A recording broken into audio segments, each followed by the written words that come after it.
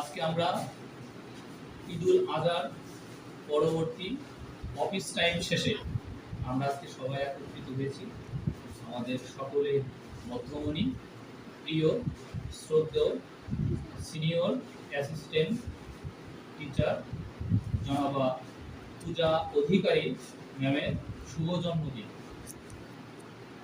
পূজা অধিকারীকে Jamuna public school and কলেজের পক্ষ থেকে অভিনন্দন। হ্যাপি